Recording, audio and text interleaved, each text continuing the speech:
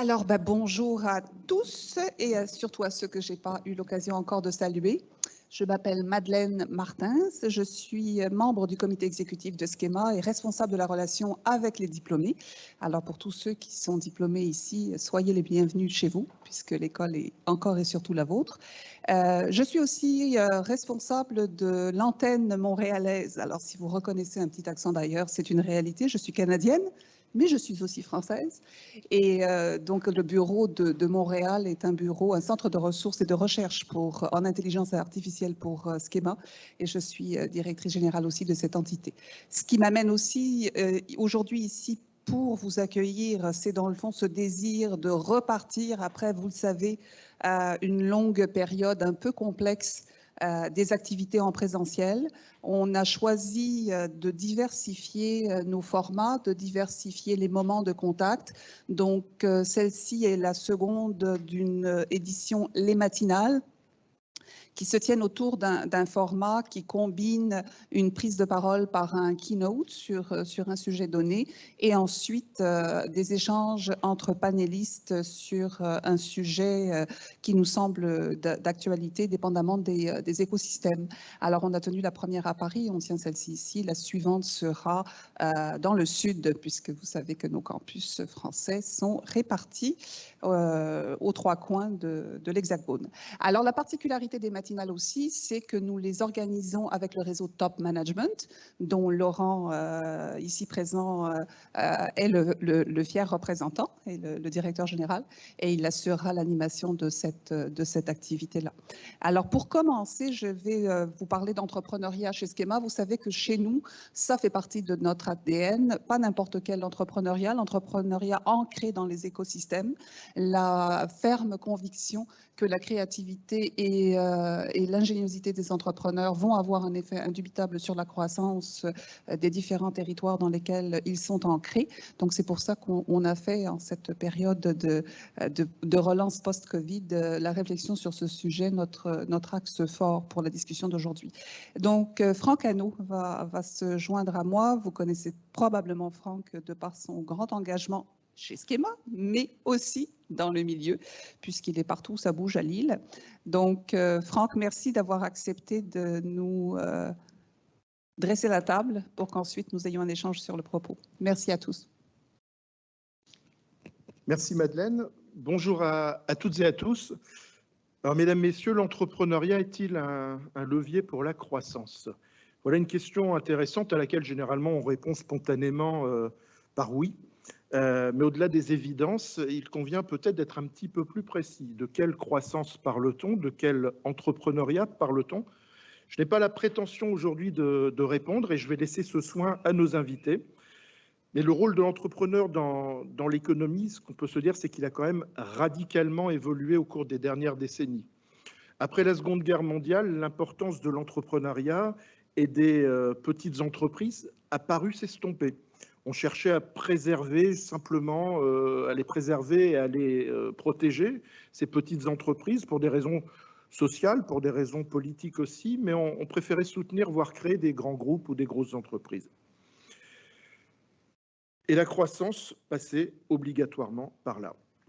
Quelques décennies plus tard, Romano Prodi, alors président de la Commission européenne, proclamait que la promotion de l'entrepreneuriat était la pierre angulaire de la politique de croissance européenne. Alors je vais le citer. Nos déficiences dans le domaine de l'entrepreneuriat doivent être prises au sérieux car il y a une accumulation d'évidences montrant que le facteur clé pour l'amélioration de la croissance et de la productivité réside dans la capacité d'entreprendre d'une économie. Et c'était en 2001, il y a tout juste 20 ans. Alors, au fil des ans, l'entrepreneuriat est finalement devenu le moteur social et économique à travers le monde. Bon nombre de structures d'accompagnement, d'incubateurs, d'accélérateurs ont vu le jour et tous les ans, on constate avec plaisir la naissance de beaucoup d'entreprises. Mais vint le Covid-19, avec une répercussion brutale, aussi brutale qu'inattendue sur l'économie mondiale. Est-ce que la pandémie que nous subissons depuis mars 2020 a eu raison de l'enthousiasme et du dynamisme de nos entrepreneurs? Est-ce que les entrepreneurs ont encore le moral pour entreprendre ou pour poursuivre l'aventure entrepreneuriale?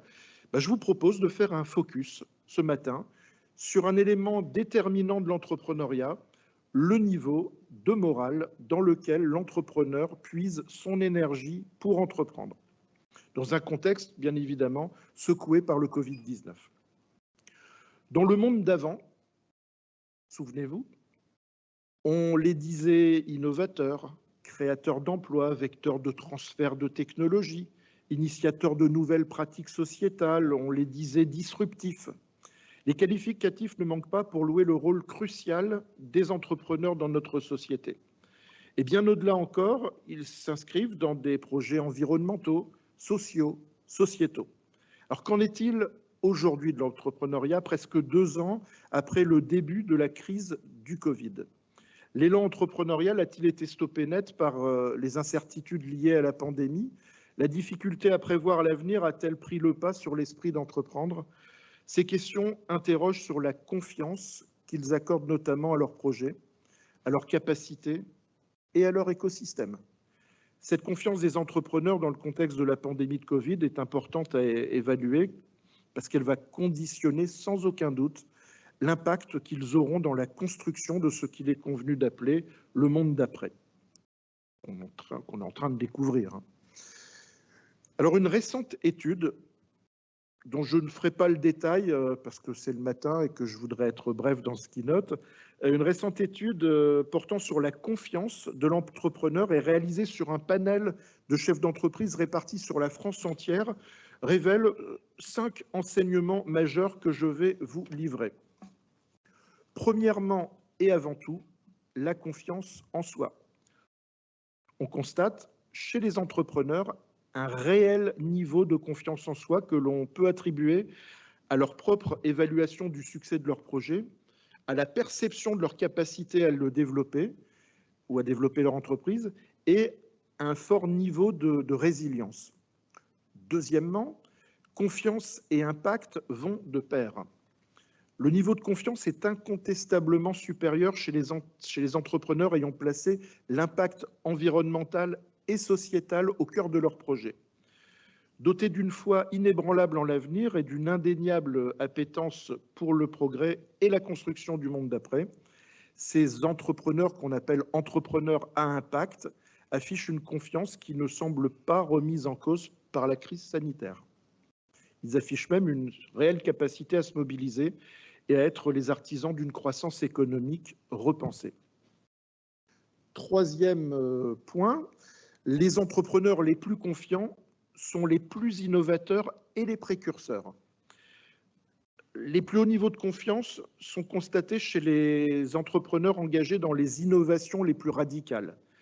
Leur faible aversion au risque, leur quête de nouveauté, leur optimisme d'innovateur les ont naturellement rendus moins sensibles aux crises.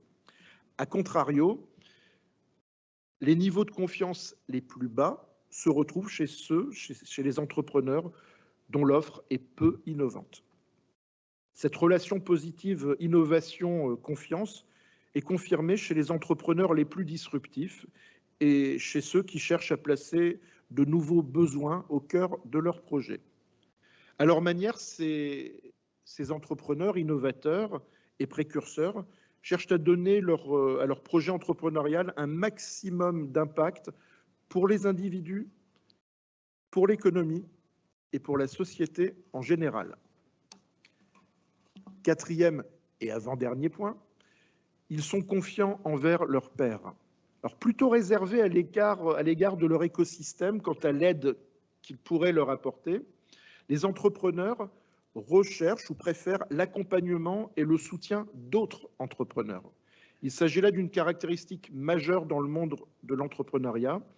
Cela souligne le rôle bénéfique des réseaux d'alumni, et je salue à travers toi, Audrey, toutes les personnes qui œuvrent avec toi, Madeleine notamment, et toutes les personnes qui t'accompagnent, et les collectifs d'entrepreneurs, on aura l'occasion d'en reparler, Madame Lepage,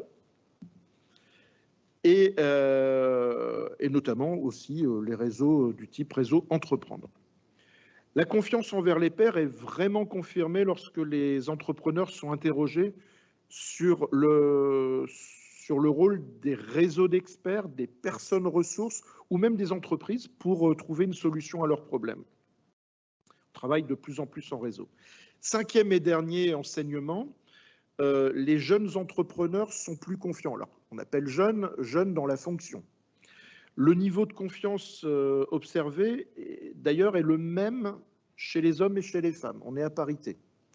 Et quelle que soit la région, il n'y a pas une région où on a plus confiance en l'avenir qu'une autre. En revanche, on observe un niveau de confiance supérieur chez les entrepreneurs, souvent des secteurs, alors je vous les livre, hein, de l'éducation, de la santé, de l'action sociale, des services et de la construction. Et de la même manière, les jeunes entrepreneurs, c'est-à-dire ceux qui se lancent, affichent des niveaux de confiance supérieurs à leurs aînés. Alors ces entrepreneurs, nous les connaissons bien à Schema en général et à Schema Ventures en particulier. En quelques mots, Schema Ventures, c'est l'incubateur accélérateur de Schema Business School à l'usage des étudiants et des diplômés. Et c'est notamment plus de 200 projets par an sur l'ensemble de nos campus, un taux de survie à 5 ans de 91%, qui est exceptionnel et qui peut s'expliquer, je ne vais pas le faire maintenant. La possibilité pour nos étudiants d'imaginer leur projet à Suzhou ou à Raleigh, de l'incuber à Sofia ou à Lille, de l'accélérer à Paris, sur Rennes, à Belo Horizonte ou au Cap. Notre approche, on a l'habitude, mais ça je pense que vous, depuis le temps qu'on communique dessus, vous connaissez le mot glocal. Notre approche est glocale, c'est-à-dire qu'elle est globale, elle est planétaire pour nos campus, leur situation, mais elle est aussi locale car elle permet de bénéficier de chaque écosystème local. Schema Ventures, c'est aussi plus de 200 coachs. Alors, il y a des profs de Schema, il y a des experts locaux, des diplômés, des étudiants, par exemple, en master du droit du contrat d'affaires. Et puis enfin, c'est aussi, je ne vais pas parler que de Schema Ventures ce matin, c'est aussi un blog, ventures.schema.edu, avec plus de 26 000 personnes qui le suivent dans le monde, notamment aux États-Unis, en Israël et en Inde, pour les pays étrangers, avec des outils, avec des témoignages, avec le calendrier de tous nos événements sur les 7 campus, avec des MOOC, des formations. Alors nous accompagnons des jeunes entrepreneurs et parmi eux un nombre significatif d'alumni. Je pense que sur le campus de Lille, on doit être à peu près à 30% des projets incubés qui sont issus d'alumni. Alors ils cochent pour la plupart toutes les cases et peuvent illustrer chacun des 5 points que j'ai évoqués. Je voudrais simplement très rapidement vous donner quelques illustrations. Quand je parlais de niveau de confiance, niveau de résilience, mon premier point, je pense à Pierre. Pierre, il est diplômé de 2015 et après une carrière de consultant en Afrique du Sud, il est revenu à Lille et a créé, juste avant le confinement, Monsieur Biltong. Alors, Monsieur Biltong, il vend du biltong. Comme vous savez tous ce que c'est, je ne vais pas vous le dire. Alors, je vais le dire. Le biltong, en fait, c'est une viande séchée, un peu comme la viande des grisons, qui est finement coupée et que l'on sert souvent, ça remplace le saucisson, si vous voulez, à l'apéritif. Peu calorique, pas gras et très protéiné. Eh bien, bon, il s'est lancé en plein dans la pandémie, avec comme clients des bars et des restaurants, donc vous imaginez un petit peu la difficulté. Eh bien, aujourd'hui, Monsieur Biltong, c'est 2 salariés. Vous voyez le niveau de résilience. Le niveau de confiance, deuxième point que j'évoquais, avec l'impact sociétal et environnemental. Alors, je pense comme ça spontanément à Colline, une étudiante de M1 ici, qui en ce moment valide sa POC de Carotte and Collect. À Schema, il s'agit d'une vente par commande de légumes moches au poids ou à l'unité. C'est à l'état de preuve de concept pour l'instant. Sur la relation positive, innovation, confiance, je pense à Antoine, étudiant de licence 3. Il vient de fonder Oasia Lab, entreprise de biotechnologie agricole qui permet aux plantes de continuer à s'alimenter en eau, même par temps de sécheresse. Il a inventé ça dans sa chambre. Il est incubé à Lille depuis sa L2 de l'ESDEM, donc la post-bac de Schema. Et ce matin, en regardant sur mon téléphone portable, je lisais avec plaisir l'annonce du lancement de Oasia Lab sur LinkedIn par Antoine. On parlait de réseau d'experts, de personnes ressources. Sachez qu'on travaille beaucoup avec notamment des écoles d'ingénieurs comme Centrale Lille. Je prends l'exemple de Lille, mais chaque campus travaille dans son écosystème avec ses écoles notamment d'ingénieurs. Je pense à Centrale, je pense aux arts et métiers notamment. Et je pense aussi à Yann et Alexis qui viennent tout juste de finir leurs études et qui se lancent dans Scoop Energy. Alors, c'est une entreprise qui fabrique des groupes électrogènes à zéro émission de CO2 à partir de composants de batteries de véhicules électriques.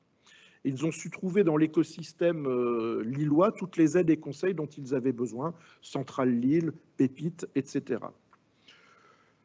Et enfin, de la même manière, on parle des jeunes entrepreneurs qui affichent des hauts niveaux de confiance, en tout cas supérieurs à leurs aînés. Moi, il me plaît toujours de rappeler et de citer Alaude, qui est une diplômée Schema de 2018. Je vous ai pris des exemples récents, qui a créé Sublimer il y a 3 ans. Alors, c'est une, on va dire, pour faire simple, une agence de conseil et d'accompagnement de la gastronomie responsable dans leur développement et leur rayonnement. Alaude annonçait sur LinkedIn il y a quelques semaines l'arrivée du 10e membre de son équipe. Et puis, il y a Justine qui a créé Slow Mode il y a 2 ans, jeune maman enthousiaste qui valorise la seconde main, magasin de seconde main et la femme qui la porte. Elle a quitté l'agence de communication dans laquelle elle travaillait pour créer une première boutique à Lille, puis une deuxième l'année dernière entre 2 confinements à Valenciennes, et puis là une troisième à V2 cette année. Et puis je pense à Anthony, à Ava, à Alex, à Charles, 4 associés du Master Entrepreneuriat Innovation qui ont créé, et ça vous les connaissez sûrement, Père et Fiche. Il y a 3 ans, ils en sont je crois à 4 restaurants de burgers. Il y en a un qui a ouvert ici à Lille il n'y a pas très longtemps, rue Nationale. Et puis je pourrais citer Marion et Margot, étudiantes en master, qui travaillent actuellement sur le lancement de leur gamme de confitures de légumes.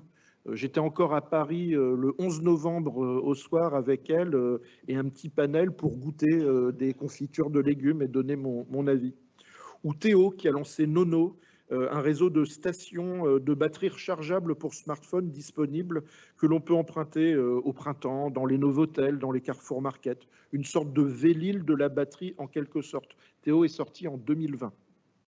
Et je peux bien évidemment pas tous les citer.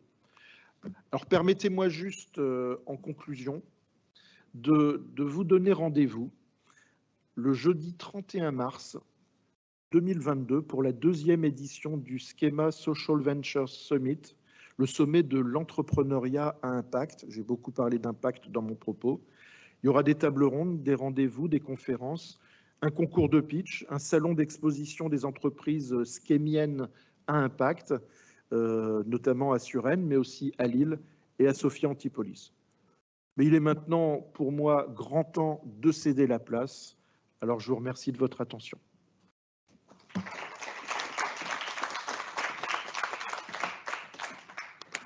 Merci à Franck. Bonjour, je suis donc Laurent Noca, directeur général de Top Management France. Il est venu le temps de donner la parole à nos experts. Si je dois retenir des propos de Franck, c'est qu'effectivement, l'entrepreneuriat est résilient.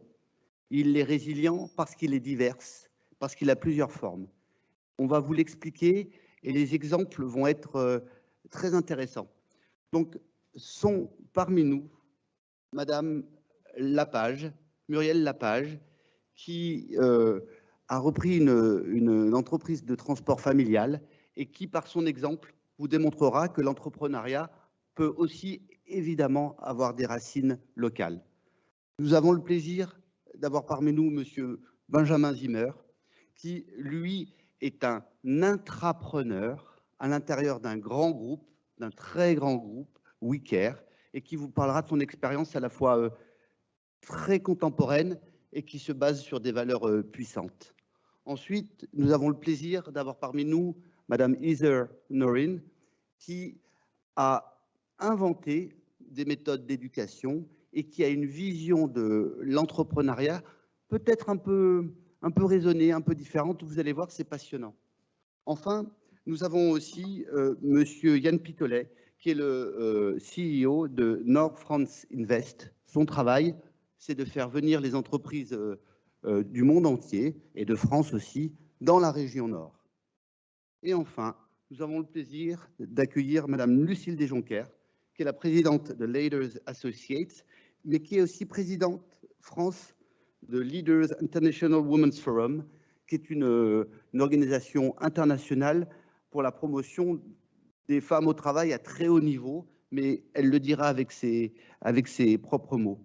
Donc, avant de vous laisser la parole, pour faire le lien avec la keynote de Franck, effectivement, l'entrepreneuriat est divers, il est résilient et il prend des racines dans des chemins assez différents. Madame Lapage, quand avez-vous commencé votre aventure? Racontez-nous.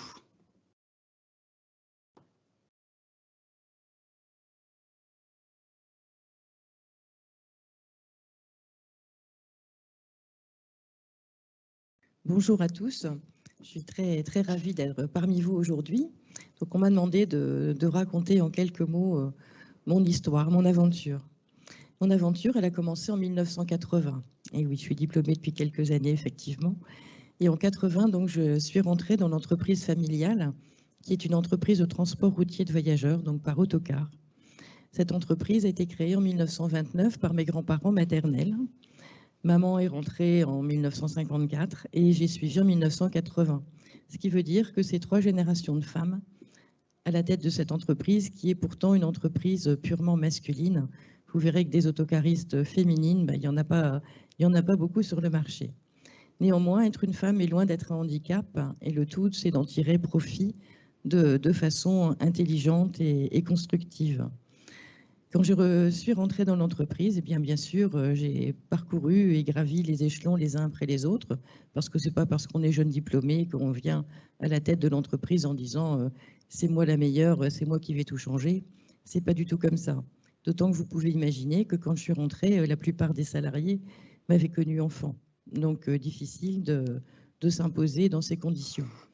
Et en fait, c'est par le savoir-faire et le faire savoir qu'on fait sa place petit à petit, et que, au fur et à mesure du temps, j'ai repris l'entreprise en passant par tous les postes de direction qui vont bien, et je suis seule à la tête de cette entreprise maintenant depuis un peu plus de 20 ans.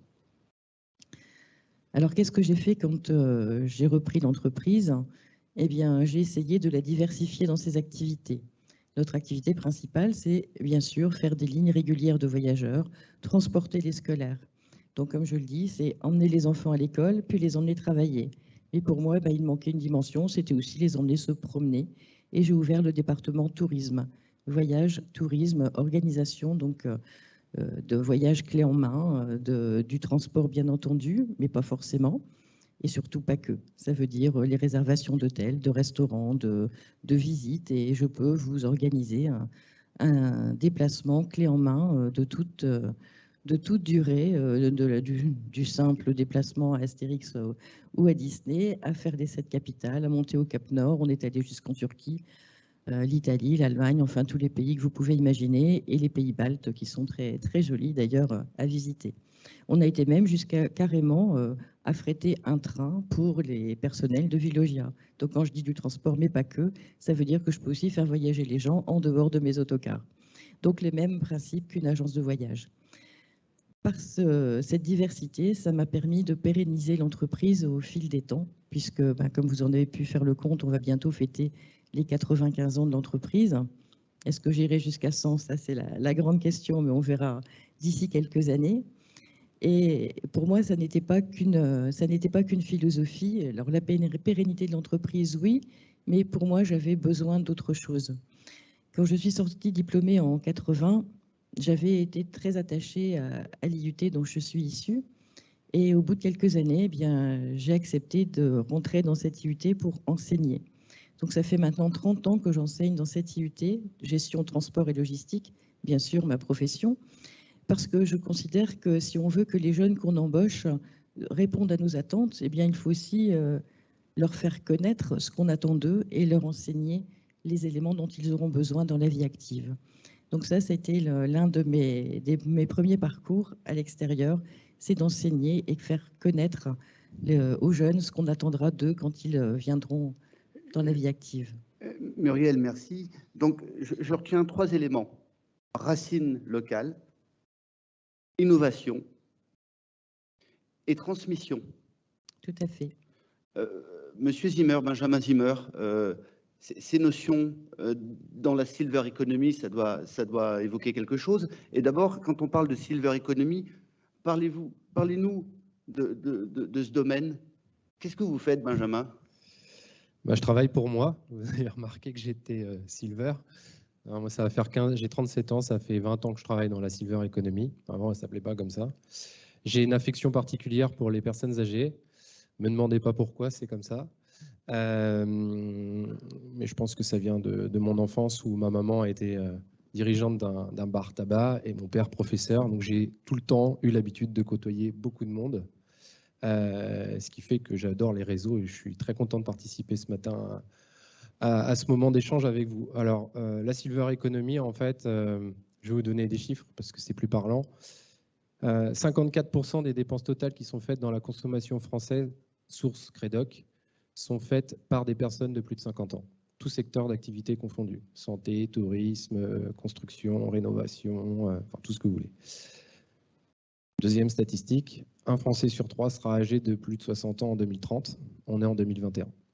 En 2030, il y aura 40% des personnes il y aura une croissance des personnes de plus de 75 ans de 40%. Elles sont 3 millions, on sera à 5, un peu plus. Donc ça, c'est en France. Puis si on va loin, c'est-à-dire en 2100, 3 milliards de terriens seront âgés de plus de 60 ans sur cette planète. Donc moi, ce qui me passionne au quotidien, c'est la transition démographique. C'est comment on imagine des nouveaux produits, des nouveaux services. Je suis ingénieur de formation à destination de personnes qui ont des usages, peut-être un peu d'arthrose dans les doigts quand ils utilisent un smartphone, qui ont peut-être des problèmes auditifs parce qu'ils entendent un petit peu moins bien. Est-ce que l'iPhone ou votre tablette, l'iPad est adapté à leurs usages? Pas certain, d'autant plus que d'autres chiffres. 69% des personnes de plus de 75 ans sont aujourd'hui dans l'électronisme, c'est-à-dire qu'elles sont en incapacité d'utiliser Internet ou tous les devices que je viens de citer. Donc, dans un monde où on parle beaucoup de transition numérique, où en 3 clics, on peut réserver un médecin pour se faire vacciner, ou dans un monde où celui qui a besoin de se faire vacciner, il n'est pas technophile, eh ben, on arrive à des dilemmes, à de la complexité, et moi, c'est ce qui me passionne. Essayer de résoudre le problème technique avec le problème de l'usage pour trouver plus que de l'innovation, parce que je ne vous cache pas que ce mot-là, j'en ai un petit peu marre. Pourtant, je suis issu de ce secteur, voilà, mais je préfère le mot progrès. Il y a 2 semaines, j'ai rencontré, je finis juste là-dessus, j'ai rencontré Étienne Klein, vous connaissez sûrement ce physicien, et il disait que sur Google, ils avaient fait une petite recherche sur la courbe d'occurrence du mot innovation et du mot progrès. Depuis 2005, le mot innovation est passé devant la courbe de l'occurrence du mot progrès, et aujourd'hui, on ne parle que d'innovation et plus de progrès. Mais l'innovation, ce n'est pas la finalité. La finalité, c'est le progrès. Et ça, on l'oublie très souvent. Et un autre élément qu'il a cité, moi, qui a résonné, parce qu'on approche des campagnes présidentielles. En 2007, tous les candidats à la présidentielle mettaient dans leur discours le mot progrès. En 2012, aucun. Donc ça vous en dit long aussi sur le court terme de notre société, toujours penser court terme, alors que le progrès, c'est le long terme. Et moi, c'est ce qui fait que, et je termine là-dessus, j'ai rejoint le groupe WeCare, qui par ailleurs a été fondé, alors pas par un diplômé de Schema, mais un diplômé de votre école, votre sœur à côté, qui s'appelle l'EDEC, par Guillaume Richard, qui a créé la marque O2. Et du coup, pourquoi j'ai rejoint ce groupe-là pour intraprendre? Tout simplement pour aller plus vite et pour penser le long terme. Parce que ça demande un peu d'argent le long terme. Donc voilà, moi c'était vous expliquer ça. Et donc du coup, dans vos parcours et dans vos lancements de projets, de produits, de services, dans tout ce que vous allez peut-être imaginer demain, je vous invite réellement à regarder la case des seniors. Parce que si vous oubliez ce type de client, eh ben, c'est un client sur 2 que vous n'aurez pas. Merci Benjamin pour cette précision et ce point très pertinent. Heather, je pense que vous serez d'accord avec Benjamin, la croissance doit être alliée au progrès, pas forcément à l'innovation pour l'innovation, mais si je comprends bien, au progrès. Quelle est votre vision du progrès, Heather, par rapport à votre activité? Et d'abord, merci de vous présenter un petit peu dans le cadre de ce que vous faites, et notamment l'éducation, le monde de l'éducation dans lequel vous entreprenez. Heather. Oui, bonjour à tous. Donc, du coup, je me présente rapidement. D'origine américaine, je suis arrivée en France. J'ai travaillé pour une start-up à l'époque du Minitel, donc ça date quand même. Émulateur Minitel, on a monté nos premiers sites de jeux dans les fins des années 90. Je suis rebasculée donc, dans le monde de l'éducation en début des années 2000. Je suis partie vivre en Espagne où j'ai créé une société. On formait donc des enseignants à l'enseignement de l'anglais. Au bout de quelques années, après une très, très grande crise espagnole, nous avons décidé de partir aux États-Unis, où j'ai créé une société dont je suis encore dirigeant. Voilà, retourner à mon pays, ce n'était pas forcément la panacée. Je me suis rendu compte que je suis quand même devenue très européenne depuis le temps. Donc, un petit retour en France et depuis, voilà, je continue à gérer cette société. Mais j'ai un petit parcours où j'ai aidé un entrepreneur ici dans le Nord à remonter une activité qui m'a redonné des ailes sur une activité française.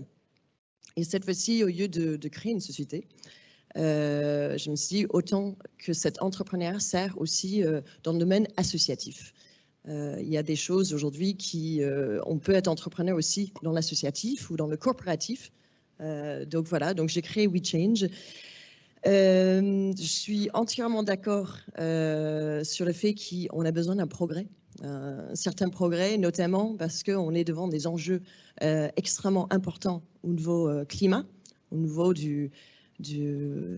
je vais peut-être un peu pessimiste, mais éviter donc l'implosion de notre société, assurer un avenir pour nos enfants, leurs enfants et nos petits arrière-enfants. Et donc, du coup, voilà, WeChange s'inscrit dans cet objectif, ce défi de réduire l'empreinte carbone au niveau individuel, qui créera donc, on espère, un cercle vertueux lorsqu'on est un grand mouvement de citoyens qui souhaitent un changement, qui montre par notre vote, notre carte, nos dépenses, que nous souhaitons un autre avenir, pas l'avenir qu'on a aujourd'hui de bouchons, de pollution, de problèmes de santé, comme on vit aujourd'hui tous masqués. Voilà, à partir du moment où on est capable de montrer que nous cherchons, nous souhaitons d'autres futurs, des futurs plus désirables à nos yeux, je pense qu'on sera suivi. Donc, WeChange s'inscrit dans ce sens-là.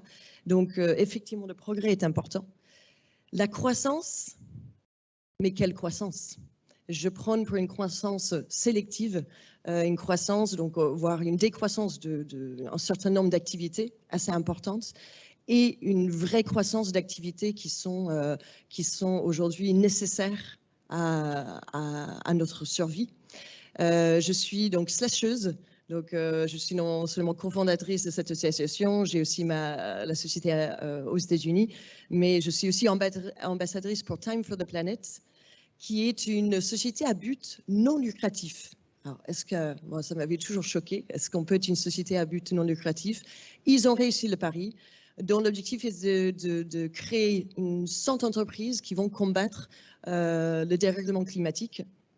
Donc oui, ces entreprises-là auront besoin d'une grande croissance basée sur l'open source des technologies. Donc oui, je crois dans le progrès, mais dans un progrès avec une croissance sélective. Merci Heather. Je reboucle avec les propos de Franck Hannot. On s'aperçoit effectivement que nous avons des entrepreneurs, des vecteurs de croissance à responsabilité, et c'est effectivement ceux qui ont le moral le plus affiché. Yann Pitolet, vous dirigez Nord France Invest. Votre travail, votre job, c'est de faire venir les entrepreneurs dans le nord de la France. Et vous entendez aussi, comme moi, qu'entreprendre, apporter de la croissance, se fait avec une forme de responsabilité comment c'est compatible dans le périmètre du nord de la France? Quels sont vos arguments, Yann? Alors, il y a plusieurs questions dans votre question, en fait. Bon, d'abord, je présente en 2 mots l'agence. Nord France Invest, c'est l'agence de promotion économique de la région Hauts-de-France. Je vous rappelle que la région Hauts-de-France, c'est la fusion entre le Nord-Pas-de-Calais et la Picardie. Nord France Invest, c'est pour le coup une association à but non lucratif également. Notre but, c'est pas de gagner de l'argent. Notre but, c'est de faire venir des entreprises dans la région Hauts-de-France pour créer de la valeur et créer de l'emploi. Nos services sont gratuits. Alors, comme je le dis aux entreprises qu'on accompagne, moi, ce n'est pas un hobby, je suis payé pour faire ce que je fais, et donc il faut bien que quelqu'un paye. Et donc, ça veut dire que l'agence, en fait, est financée par la région Hauts-de-France et par la Chambre de commerce et d'industrie des Hauts-de-France. Donc, ce financement quasi, parce qu'on a aussi quelques recettes privées, mais je ne vais pas m'étendre là-dessus, ce financement quasiment public, nous permet d'offrir des services gratuits pour les entreprises que l'on accompagne. Pourquoi est-ce qu'il est gratuit? Il est gratuit parce que c'est comme ça dans le monde entier. Partout, lorsque vous avez une entreprise qui cherche à investir quelque part, à créer une usine, à créer une base logistique, à créer un centre de R&D, elle obtient ce service de manière gratuite, donc c'est aussi le cas pour nous. Donc Nord France Invest, c'est une équipe de 24 personnes, essentiellement basée à Lille. J'ai une personne à Londres et 2 personnes à Amiens. Et comme je vous le disais, le sujet, c'est de faire venir des entreprises. Alors, le but, c'est bien sûr de les convaincre qu'on est une région où il est pertinent d'investir par rapport à d'autres régions ou d'autres pays en Europe. Nos grands concurrents, c'est l'Allemagne, c'est le Benelux, c'est aussi d'autres régions françaises, c'est de plus en plus l'Europe de l'Est, mais contre laquelle on a de plus en plus d'arguments d'ailleurs, parce que les écarts se resserrent. Et en réalité, notre rôle, au-delà d'aider à la création d'emplois, de susciter la création d'emplois, c'est d'accompagner la transformation de la région. Ça, c'est un élément qui est fondamental et qui rejoint vos préoccupations. C'est en gros, alors sachant que nous, Nord France Invest, sans doute, vous n'avez jamais entendu parler de nous parce qu'on n'est jamais sur la photo. En fait, ce sont ceux qui nous financent qui sont sur la photo, c'est normal. Mais quand vous avez une usine de batterie, en Vision par exemple, qui va s'installer, qui va créer 2000 emplois à Douai, ça, c'est un projet qui vient de chez nous. Quand vous avez des entreprises qui sont dans l'économie circulaire, on va la semaine prochaine, le 23 novembre, je n'ai pas le droit de vous dire le nom, mais on va annoncer l'implantation d'une entreprise à Cambrai qui va créer 400 emplois. Ils sont dans l'économie circulaire. Donc des projets comme ça, on en a implanté pas mal et on va en implanter encore d'autres. Donc on contribue à la transformation de la région dans une feuille de route qu'on appelle REV 3, qui est, donc qui est inspirée des travaux de Jeremy Rifkin, l'économiste américain bien connu, et qui a accompagné la région dans cette transformation pour faire en sorte que les Hauts-de-France soient une région à faible impact carbone, une région qui se digitalise, une région qui est aussi dans des logiques de responsabilité sociale. Et je vous invite à suivre le World Forum qui se tiendra à Lille le 22, 23, 24 novembre, j'ai retrouvé les dates, et qui est organisé par le patronat du Nord, par Entreprises et Cités notamment, et le réseau Alliance, donc qui est un des fers de lance de l'entrepreneuriat dans les Hauts-de-France. Et je pense que je vais peut-être en rester là tout de suite, sinon je peux faire encore très longtemps. Sauf si vous avez une question précise. Merci Yann, c'est effectivement intéressant de comprendre le rôle de ces associations pour la promotion de l'entrepreneuriat au niveau régional. Lucille, le titre de notre réunion, c'est « L'entrepreneuriat est-il un levier pour la croissance ?» J'ai envie de vous poser une question un peu plus précise. L'entrepreneuriat féminin est-il un levier spécifique pour la croissance? Je vais vous présenter en 2 mots. Vous êtes la présidente de Leaders Associates. Vous présenterez votre activité. Et vous avez été choisie, ma chère Lucille, par un groupe anglo-saxon pour représenter l'International Women's Forum en France. Donc, vous avez aussi cet investissement pour la communauté. Alors, Lucille, l'entrepreneuriat sera-t-il féminin? Alors, bonjour à tous. Je vous attendais sur cette question. En 2 mots, moi je suis fille d'entrepreneur, mais mon père a également occupé des fonctions de dirigeant dans des grands groupes. Et j'ai vite pu observer à travers son parcours que l'entrepreneuriat est une liberté et que la liberté n'a pas de prix, surtout avec des personnalités indépendantes. Et le hasard a fait que, après avoir travaillé justement avec ce père dans cette entreprise familiale, je suis devenue chasseur de tête il y a 20 ans. Et puis, madame, vous êtes l'incarnation parfaite de ce que je vais dire, à savoir, il y a un job et il y a ce qu'on en fait. Et vous avez apporté énormément d'initiatives liées à votre grand cœur, je pense, pour aller au-delà du transport des cars. Vous avez voulu que des personnes puissent voyager en dehors des frontières et même, vous n'avez pas hésité à prendre des trains. Donc, ça, c'est tout le talent des femmes. Je ne veux pas dire que les hommes ne le font pas, mais les femmes sont plus connectées à leur cœur et vont aller voir, au-delà du chiffre d'affaires, la croissance de l'entreprise, en quoi ça peut être utile à encore plus de personnes. Eh bien moi, ce métier de chasseur de tête, j'ai voulu le faire différemment aussi. Et les quotas qui se sont installés en 2011, hein, Marie-Jo Zimmermann a mis en place des quotas de femmes dans les conseils d'administration. Plus récemment, Madame Rixin met en place des quotas dans les COMEX. Et donc, mon cabinet a un positionnement très paritaire. Alors, je ne dis pas uniquement femmes, surtout pas, on ne va pas être discriminant dans l'autre sens, mais vraiment donner les chances aux femmes d'être à leur juste place. Donc, à notre niveau, nous essayons de pousser le plus possible les candidatures féminines à des postes de direction dans un contexte politique qui va dans ce sens. Et malgré ça, on se heurte à énormément de difficultés. Donc tout ça pour vous dire que oui, il y a des progrès au niveau de la parité. Et oui, il y a encore énormément de choses à faire parce qu'on est encore dans un monde très misogyne. Alors, pour finir ma présentation, donc effectivement, il y a un réseau américain qui s'appelle International Women's Forum qui milite pour les causes féminines dans le monde entier et qui a eu, voilà, je suis très flattée, ils ont pu repérer ce que je faisais il y a 5 ans et ils m'ont demandé de créer le chapitre français, ce qui a été fait. Je suis toujours présidente de cette association, j'ai un COMEX extraordinaire et nous avons créé les assises de la parité. Qui vraiment est un événement important, qui est une goutte d'eau dans cet océan, on va dire, de difficultés à faire émerger les femmes. Mais les choses bougent. Alors, pour revenir à votre question, évidemment que l'entrepreneuriat au féminin est un facteur de croissance, surtout dans une société comme la nôtre en ce moment où il y a tellement d'aides et de possibilités pour les personnes de créer des entreprises avec des sociétés vertueuses. Boris Cyrulnik disait l'autre jour que peut-être que nous sommes à la fin de cette crise Covid, quoique en ce moment on voit des choses réapparaître, mais que si on ne change rien à nos habitudes, ce ne sont plus des virus que nous allons avoir, mais des bactéries. Donc on va dans le mur si on ne se met pas à faire des choses que l'on peut observer aujourd'hui. Et je pense qu'on est dans un monde extraordinaire là où on assiste à des créations d'entreprises vertueuses assez magiques. Et je suis heureuse d'être encore en âge de travailler dans ce monde. Voilà, et puis je finirai en disant que je suis lobbyiste, je mets en avant les dirigeants qui font les choses bien. Et plus récemment, j'ai créé, je suis vraiment une entrepreneuse, j'incarne ce que je dis. Il s'avère que par mes réseaux, je suis face à de très nombreux investisseurs étrangers qui veulent investir dans des projets éthiques et solidaires.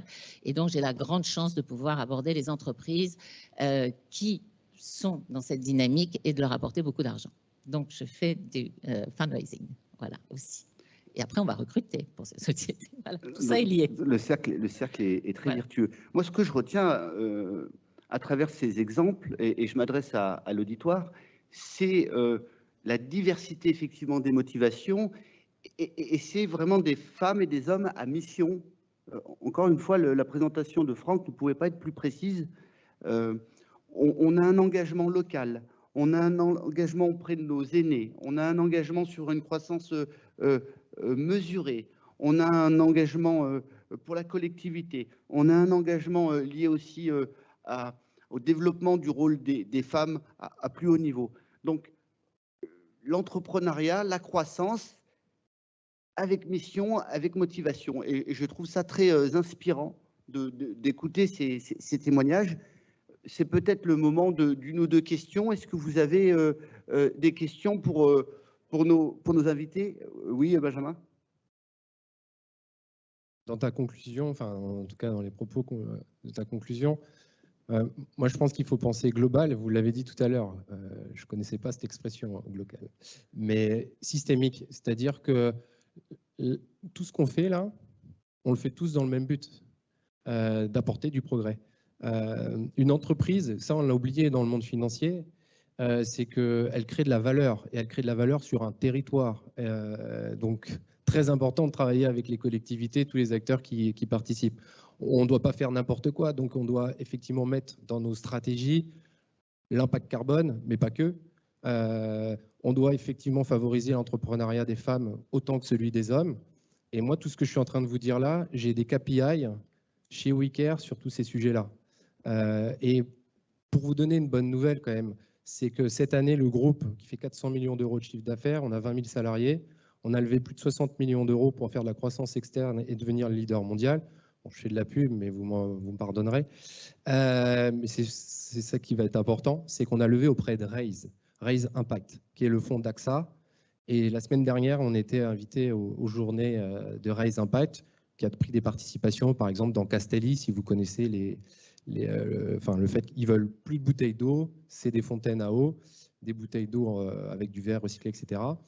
Et les financiers aujourd'hui prêtent de l'argent et en fonction de la réalisation de vos indicateurs de performance extra-financiers, soit ils baissent la dette, enfin le taux d'intérêt, soit ils augmentent le taux d'intérêt. Donc on n'est plus sur est-ce qu'on y va ou on n'y va pas.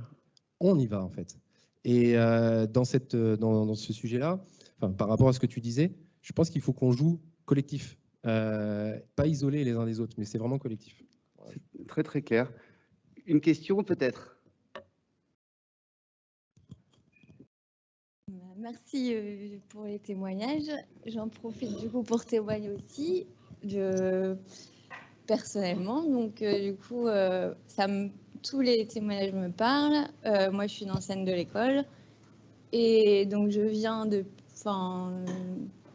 du BDE, aussi un post-bac en droit et j'ai eu une période de maladie. Donc ça me parle aussi sur vos projets, puisque effectivement, les femmes, l'emploi, les pauses dans la vie.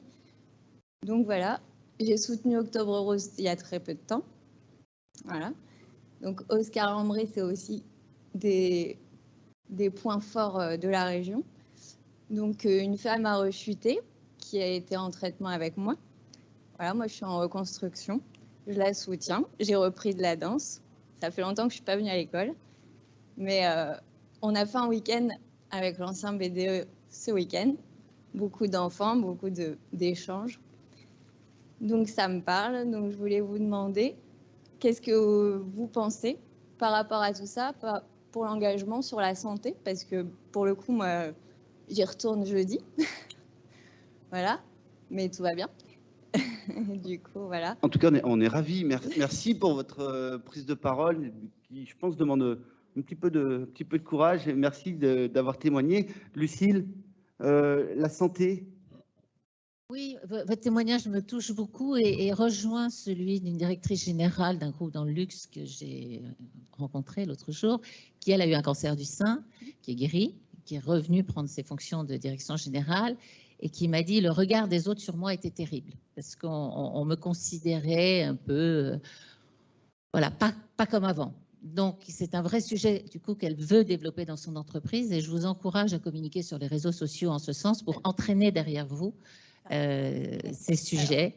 Parce qu'aujourd'hui, grâce aux réseaux sociaux, voilà. La dame a une association, c'est sa fille de 20 ans qui gère, j'ai rencontré. Et moi, comme je fais de la danse, je diffuse via des événements à Vénodes qui a Hénin-Beaumont, hein, donc un peu pour diffuser dans le territoire. Mais ça, je l'ai fait en octobre. Après, moi, là, je fais mon propre projet personnel. Mais du coup, effectivement, je continue, vu que c'est des amis et que par coïncidence de la vie, on a fait des actions dernières. Voilà. Il y en a une samedi. Bah, bravo, parce qu'il faut être actrice de votre vie voilà. Et se servir de cette épreuve pour voilà, être en grande visibilité et certainement un rôle modèle aussi pour d'autres. Merci et vraiment échangeons après oui. sur ce sujet. Benjamin. Pardon. J'avais une petite pensée au bien-être. C'est vrai qu'on n'en a pas parlé et je pense qu'on s'est beaucoup oublié ces dernières années. Et d'ailleurs, il y a une étude qui est sortie récemment qui montre qu'on est, je pense, 3 fois plus riche qu'il y a 30-50 ans, mais notre niveau de satisfaction dans la vie a largement baissé. Donc, je pense qu'on peut tous se poser de réelles questions sur quel est l'objectif que nous recherchons dans la vie, quel est le chemin que nous souhaitons vivre, comment nous souhaitons vivre. On avait tous une grande espérance après le confinement d'une nouvelle France, d'une nouvelle vie, qu'on voit malheureusement, je trouve, n'a pas eu lieu. En fait, on revient tous un peu à nos vies trépidantes, dans l'action, sans forcément avec la réflexion qu'on a pu avoir durant nos moments de confinement il y a bientôt 2 ans. Et je pense qu'il faut quand même qu'on se pose ces questions-là. Quel est notre bien-être? Quelle importance ça a dans notre vie et dans la vie des autres? Où devons-nous placer la solidarité avec les autres, notre famille, nos voisins? Et ça, c'est très important. Et je pense qu'en tant qu'entrepreneur aussi, cette idée d'avoir des entreprises à mission, ou des associations bien sûr à mission, c'est très important parce que ce qu'on fait au quotidien avec nos collaborateurs, avec nos clients, c'est plus important que presque cette croissance qui nous prend par les tripes, qui nous fait avancer, mais de quelle manière? Merci Lisa. Muriel Lapage, est-ce que le bien-être, il passe par l'investissement? Ah pardon Benjamin, mais je vais donner la parole à Muriel. Est-ce que l'investissement que vous avez pour les autres, parce qu'on ne l'a pas précisé, mais vous êtes la vice-présidente de la CCI du Grand Lille, vous êtes très investie dans le tissu social aussi. Est-ce qu'il passe par là le bien-être, Muriel? À en croire votre parcours, oui. Oui, l'investissement hors entreprise est aussi très important. Effectivement, je suis vice-présidente de la Chambre de commerce de Grand Lille, présidente de la Chambre de commerce de Douai, et aussi, vous voyez que je porte un insigne pour rejoindre ce que l'on vient de dire, je suis présidente des femmes chefs d'entreprise de la délégation Grand Lille. Donc l'entrepreneuriat au féminin, c'est quelque chose qui me parle. Et je vais dire que notre association, qui est une association mondiale, qui a été créée il y a 75 ans par Madame de Fouesnant, qui était la première femme présidente, qui était donc à la Chambre de commerce de Paris.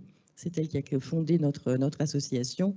Et notre but, en fait, c'est de faire comprendre aux femmes qu'elles ont leur place dans le tissu économique et de leur faire prendre des mandats. Donc, leur ouvrir les portes du tissu économique pour qu'elles s'ouvrent sur l'extérieur et qu'elles ne soient pas uniquement à la direction de leurs propres entreprises, mais qu'elles comprennent que les entreprises se développent aujourd'hui aussi par les réseaux et par les mandats que l'on prend à l'extérieur, parce qu'il faut faire du lobbying, il faut aussi se faire connaître pour faire connaître nos entreprises. Donc c'est l'une des choses qui est très importante.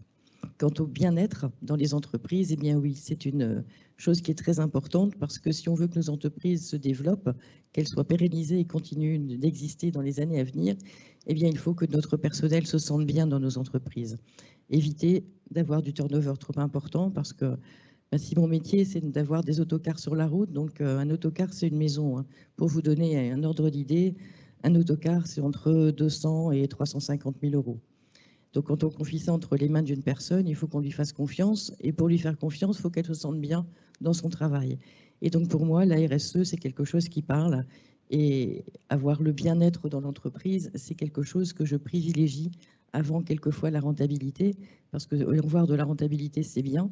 Mais si on a un avenir court, parce que quand on ne se sent pas bien, parce qu'on est trop pressé, parce qu'il y a trop de pression mise sur les salariés, eh bien, ça ne peut pas aller. Parce que justement, le turnover va être là, alors que chez moi, les salariés sont loin de vouloir s'en aller. À part 3 jours, 3 semaines, 3 mois, quand on a passé le cap, en principe, on s'y sent bien et on reste.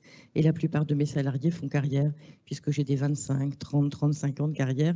C'est à ce moment-là que je dois prendre en compte le renouvellement, et c'est là où je commence à voir le bienfait du bien-être en entreprise, puisque j'arrive à recruter et à faire rester les gens que je garde chez moi.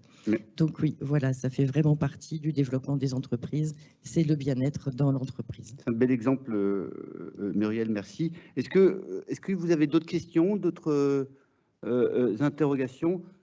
Benjamin? Non, je vais finir par...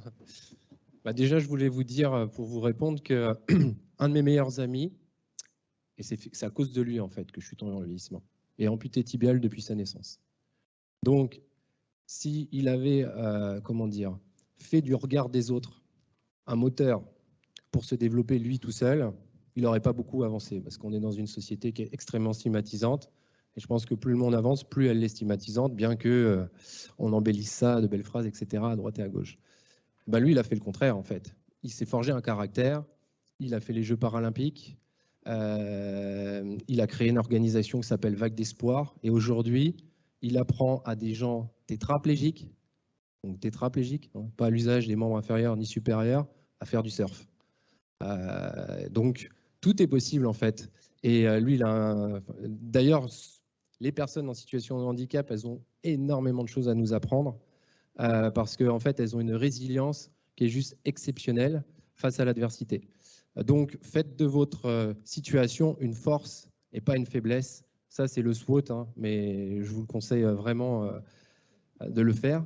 Je voudrais juste revenir sur ce qui a été dit, parce que pendant le confinement, je n'ai pas regardé la télé, j'ai beaucoup travaillé comme beaucoup d'entre vous, et j'ai surtout écrit un livre. L'entreprise responsable et rentable, c'est possible. Ces deux mots-là, responsable et rentable, ça marche. C'est pas juste, il y a des entreprises associatives qui sont responsables et puis des méchants capitalistes qui sont rentables. Et j'ai interrogé une vingtaine de patrons. Le patron de Système U, M. Dominique Schelcher, le patron de Phoenix, Jean Moreau, la patronne du fonds d'investissement Lita, Eva Sadoun. Il a été préfacé par Pascal Desmurger, le patron de la Maïf, et puis plein d'autres. Et ce qu'il en ressort, c'est que, déjà, ces entreprises-là, elles ont surperformé pendant le Covid parce que, justement, elles étaient responsables et rentables et que dans leur responsabilité, elles faisaient attention à l'ensemble de leurs parties prenantes, à la santé de leurs fournisseurs, etc. Donc ça, je pense que c'est des signaux faibles aujourd'hui, mais qui sont plutôt encourageants sur le monde qui s'en vient. Et pour terminer sur ce que tu disais, Heather, pendant ça m'a inspiré. J'ai créé une marque qui s'appelle Care at Work pour justement apporter la santé dans l'entreprise et des salariés heureux en bonne santé. Pour la finance, c'est plus de production, plus de rentabilité. Donc, tout ça est corrélé. Merci Benjamin. C'est les éditions Contenta et le livre de Benjamin est une vraie source d'inspiration qu'il tire dans ces témoignages effectivement de ces grands dirigeants. C'est passionnant. Yann Pitolet, ce sont des témoignages très dynamiques et très intéressants pour le nord de la France. Absolument. Je n'avais pas aperçu le point d'interrogation. Je ne l'avais pas entendu. Je voudrais rappeler, alors évidemment, tout ça est en résonance avec l'ADN de cette région. Et si je prends plus particulièrement, parce que les Hauts-de-France, je vous rappelle, petit cours de géographie, ça va de la frontière belge aux portes de Paris. Mais on a quand même, on va dire, notre capitale, qui est la région lilloise. Juste pour vous rappeler que le 1% logement, hein, vous savez tout ce que c'est que le 1% logement, il a été inventé ici. Il a été inventé par le patronat du Nord. Parce qu'il se posait la question, il se disait, mais comment à l'époque, on ne parlait pas d'opérateurs, on parlait d'ouvriers. Comment nos ouvriers peuvent-ils être performants au travail s'ils sont mal logés, s'ils ont de l'eau qui coule dans leur toiture, s'ils ont des logements insalubres, si leurs enfants sont malades parce qu'il y a des champignons dans les chambres? Ça ne fonctionne pas. Et donc, on va créer un outil. Et ils l'ont fait sur leur argent. Hein. Ils ne sont pas allés demander à l'État à l'époque. Voilà, c'est dans les années 30. Hein. Ils sont allés chercher par eux-mêmes. Ils se sont dit, tiens, on va se cotiser et puis on va faire des logements. Alors, ça n'a pas tout réglé. Il y a eu la guerre qui est passée par là en plus. Mais c'était pour dire que déjà à cette époque-là, dans cette région, il y a quand même cette prise de conscience que c'est tout à l'heure, on parlait d'approche systémique, on est en plein dedans, quoi. C'est une approche systémique, et madame aussi, hein, c'est de dire on ne peut être bien que si, enfin on ne peut être performant que si on a des équipes qui sont performantes, et la performance, elle va se chercher aussi dans la vie privée et dans ce cocon familial, quoi. Merci Yann. Lucille, un mot de conclusion peut-être? Oui, ce que je voudrais dire, c'est par rapport au bien-être au travail. Je trouve qu'il y a un paradoxe entre les jeunes qui demandent dans les grands groupes ou les ETI des avantages, un certain confort de vie, l'équilibre de vie pro-perso, ce que je cautionne. Hein. Et dans les startups, comme ils sont sous-effectifs parce qu'ils sont toujours en train de lever de l'argent, il y a vraiment énormément de burn-out qui sont en train d'apparaître et il n'y a pas du tout cet équilibre de vie privée pro.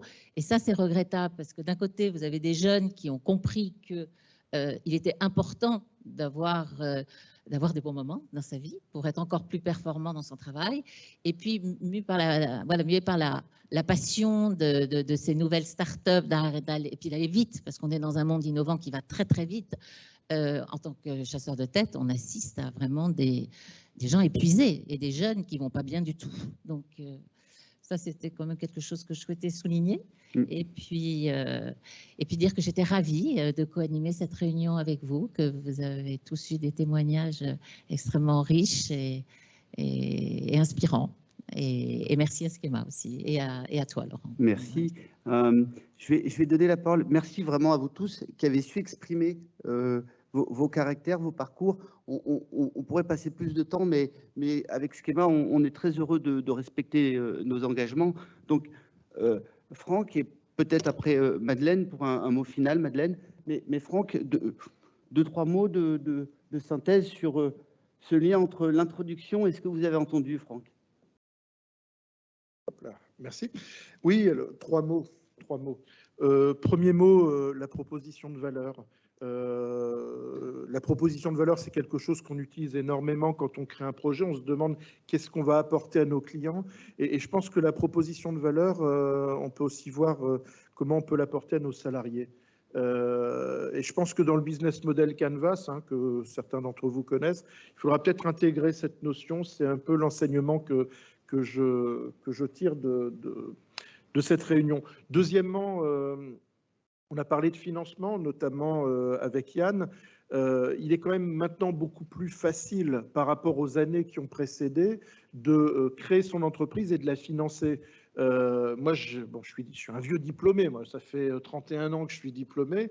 J'ai eu des idées entrepreneuriales à un moment, et puis quand j'étais étudiant, mais je ne savais pas par quel bout le prendre, je ne savais pas comment financer, etc. Maintenant, c'est quand même, je ne vais pas dire plus simple, mais il y a quand même beaucoup plus d'opportunités et sur tous les stades de maturité de l'entreprise. Troisièmement, on ne l'a pas beaucoup évoqué, mais les propos m'ont fait penser aussi à la notion d'intuitu personné. C'est-à-dire que quand on crée son entreprise et qu'on s'associe avec d'autres, avant, on s'associait avec des membres de sa famille ou on s'associait avec des gens qu'on connaissait depuis longtemps et avec lesquels on était en relation de confiance depuis très longtemps. Maintenant, vous avez des sites du style Adopte un CTO, par exemple, et vous pouvez faire rentrer un CTO très rapidement dans votre entreprise comme salarié, voire même dans votre capital. Donc, les choses vont vite et on le rappelait à l'instant. Voilà les trois points que je voulais évoquer avec vous. Vous dire simplement que, mesdames, messieurs les alumni, vous êtes les bienvenus à Skema Ventures si vous avez un projet entrepreneurial. Voilà ma conclusion. Ils recrutent en permanence, c'est ça qui est sympa. Alors écoutez, merci à chacun d'entre vous d'être ici. Je pense que toutes ces activités-là ne sont riches que si nous avons un auditoire. Merci bien sûr à Muriel, merci à Benjamin, merci à Heather que je ne vois pas, et merci d'avoir choisi la France, on est flattés. Merci à Yann, merci à Lucille, ravi de vous avoir avec nous. Je ferai le lien avec ce que tout à l'heure Franck nous annonçait, le forum de l'entrepreneuriat social, 31 mars. Cette année, l'année dernière, Covid oblige, nous l'avons tenu 100% distanciel. Cette année, nous espérons vous avoir en très grand nombre sur le campus du Grand Paris, mais parce que nous pensons que l'avenir est quand même changeant et peut-être un petit peu versatile, on va aussi y adjoindre des activités hybrides, donc vous aurez la possibilité d'adopter la formule que vous préféreriez, mais je pense que chacun d'entre vous aurait une belle place à jouer dans cet exercice-là. Alors, je vous invite à rester connectés. J'espère que ceci sera le début d'une nouvelle aventure où on aura l'occasion de se côtoyer. La chaleur humaine vient quand même beaucoup avec le présentiel. Alors, merci à tous.